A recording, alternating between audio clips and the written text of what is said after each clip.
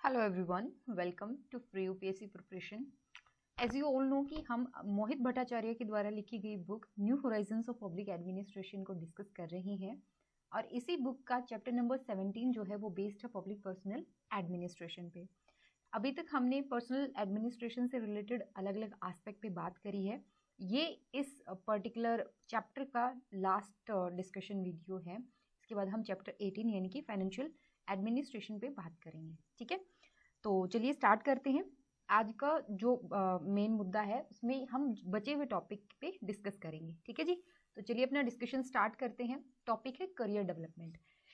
Career development को समझने के लिए पहले आपको करियर का मतलब पता होना चाहिए। तो आप लोग सोचेंगे कि करियर मीन्स ऑब्वियसली कि हम अपने करियर में आगे बढ़ना चाहते हैं, मतलब आप किसी पर्टिकुलर प्रोफेशन से जुड़े हुए हैं। ठीक है, और उसमें जितनी साल आप काम करते हैं उसमें आप बढ़ोतरी चाहते हैं, है ना, आप एक स्टेप आगे जाना चाहते हैं, तो वही तो करियर होता है। इसको अलग अलग तरीके से डिफाइन किया जा सकता है। जैसे एक स्कॉलर हैं वो डिफाइन करते हैं कि एक इंडिविजुअल पर्सन जो है जितने साल वो एम्प्लॉयबल है, एम्प्लॉयबल इन द सेंस जैसे मान लो 18 to 60 हम मानते हैं कि एम्प्लॉयबिलिटी होती है पर्सन की। तो एम्प्लॉयबल ईयर्स में अगर वो प्रोग्रेस कर रहा है तो उसको हम कहेंगे कि हाँ ये अपने करियर में आगे बढ़ रहा है। तो करियर अलग अलग हर एक के लिए अलग अलग हो सकता है। जैसे करियर डेवलपमेंट का मतलब हो सकता है कि मुझे एक स्पेशलिटी पे काम करना है। जैसे मान लो कोई मेडिसिन से जुड़ा हुआ बंदा है, उसके लिए तो करियर डेवलपमेंट मीन्स कि उसने एक नई स्किल सीखी, एक नए फील्ड में अपनी एक्सपर्टीज हासिल करी। और कईयों के लिए हो सकता है कि अलग अलग एम्प्लॉयमेंट, जितनी सीरीज ऑफ एम्प्लॉयमेंट की, आज मैं इस फील्ड में हूँ कल मैं दूसरे फील्ड में काम करूँ, वेराइटी ऑफ वर्क मेरे पास होनी चाहिए। ठीक है, तो ऐसा आपका करियर डेवलपमेंट हो कि आपके ऑर्गेनाइजेशन को भी फायदा हो, साथ ही साथ कि जो इंडिविजुअल जुड़ा हुआ है आपसे, ऑर्गेनाइजेशन से जो इंडिविजुअल जुड़ा हुआ है उसके लिए भी फायदा हो। अब यहाँ पर सिग्निफिकेंस दिया गया है, फायदा क्या होता है इफेक्टिव करियर डेवलपमेंट का।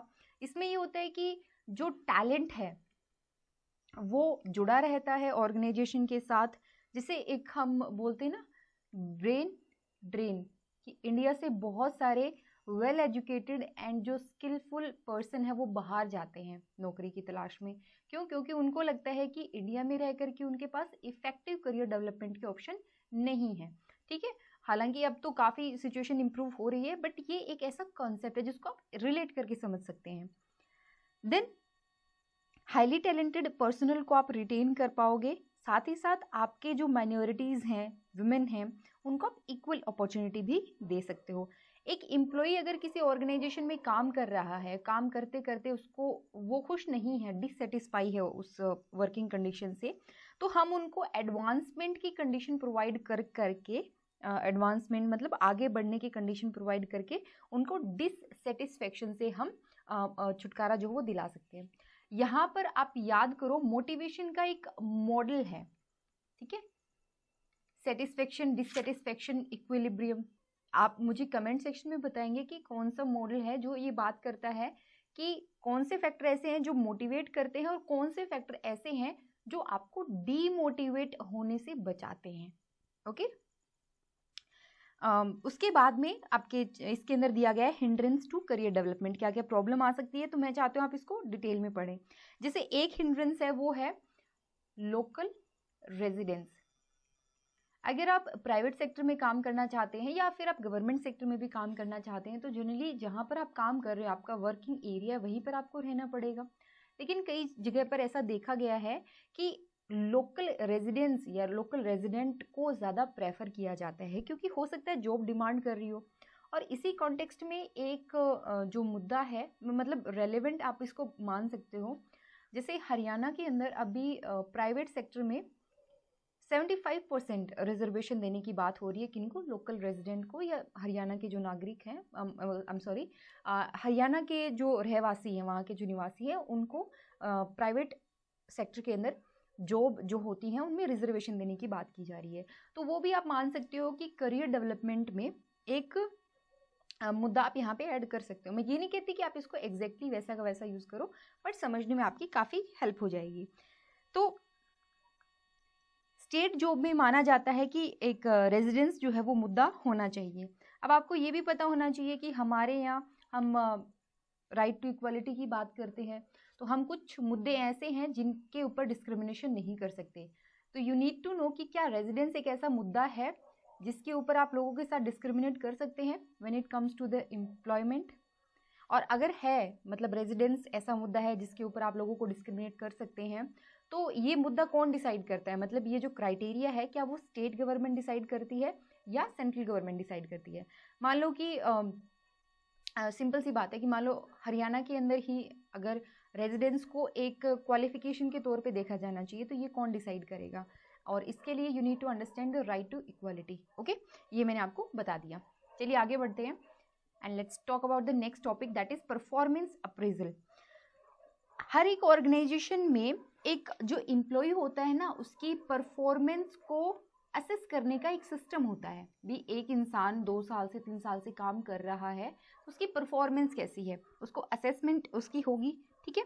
पीरियोडिकली होती है, एक पर्टिकुलर टाइम पीरियड पे होती है, ये देखने के लिए कि क्या वो पर्सन सही से काम कर रहा है। और दूसरा, ये जो परफॉर्मेंस अप्रेजल है वो प्रमोशन में भी काफ़ी हेल्प करता है। अगर एक पर्सन बहुत अच्छे से काम कर रहा है तो उसकी प्रमोशन में भी हेल्प करेगा।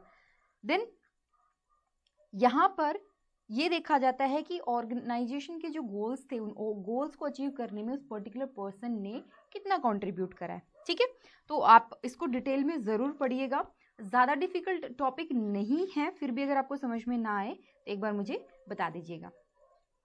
चलिए नेक्स्ट टॉपिक है आपका इसी के अंदर प्रमोशन। प्रमोशन को समझना बहुत ईजी है। प्रमोशन मीन्स यहाँ पर ज़रूरी हो जाता है साउंड पर्सनल पॉलिसी के लिए कि आप प्रमोशन करें। एक लंबे टाइम तक एक पर्सन एक ही जगह पर रह करके शायद खुश ना हो। उसको अगर आप करियर डेवलपमेंट चाहते हैं, इफेक्टिव करियर डेवलपमेंट चाहते हैं, आप टैलेंटेड पर्सन को अपने ऑर्गेनाइजेशन के अंदर रिटेन करके रखना चाहते हैं, तो ज़रूरी हो जाता है कि टाइम टू टाइम उनको प्रमोट करा जाए।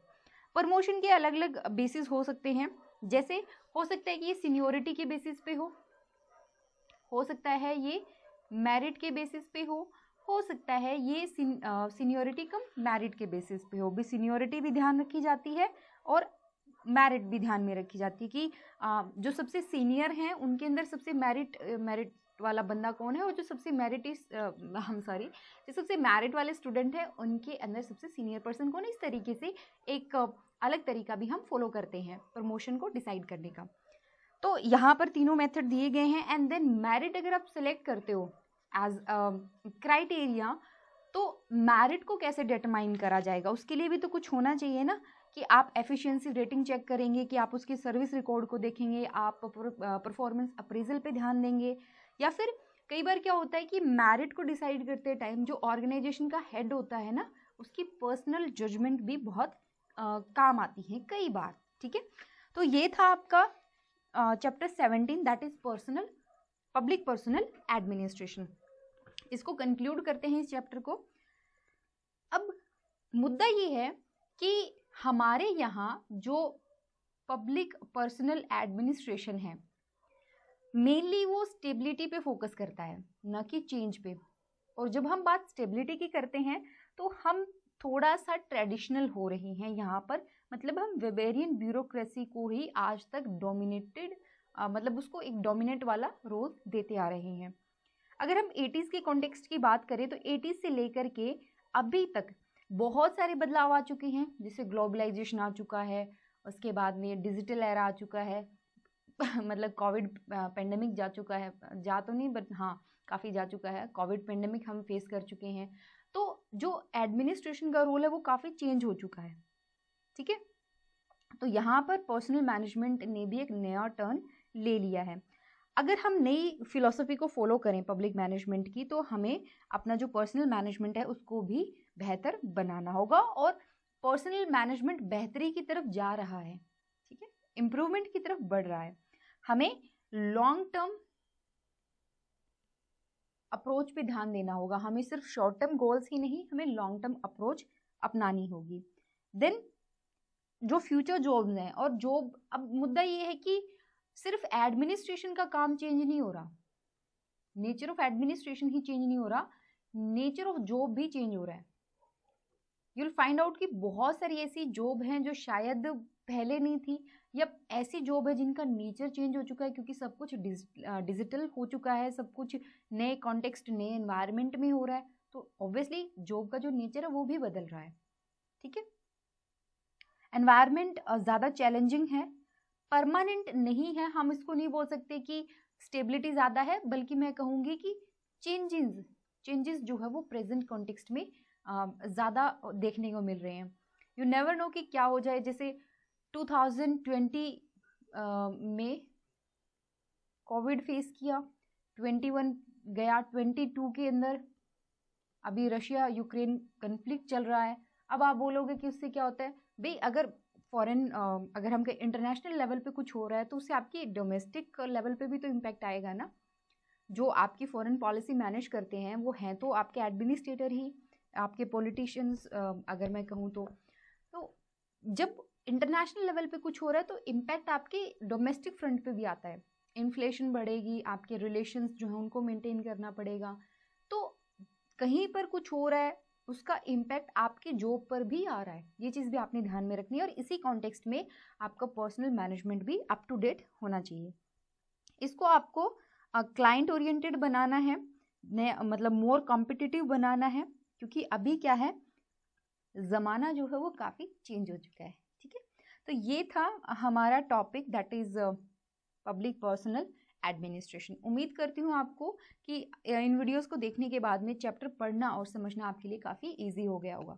अगर फिर भी हमसे कोई मतलब गलती हुई है एक्सप्लेन करते टाइम, या फिर कोई भी, तो आप हमें कमेंट सेक्शन में ज़रूर बताएं।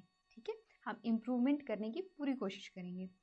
नेक्स्ट जो टॉपिक है वो है फाइनेंशियल एडमिनिस्ट्रेशन। तो इसके ऊपर हम कल से डिस्कशन स्टार्ट करेंगे कि करंट ट्रेंड क्या चल रहा है, बजटरी प्रोसेस क्या होती है, ऑडिट क्या होता है, इन सारे टॉपिक पे हम बात करेंगे। ठीक है जी, तो ख्याल रखिए अपना, take care and thank you so much.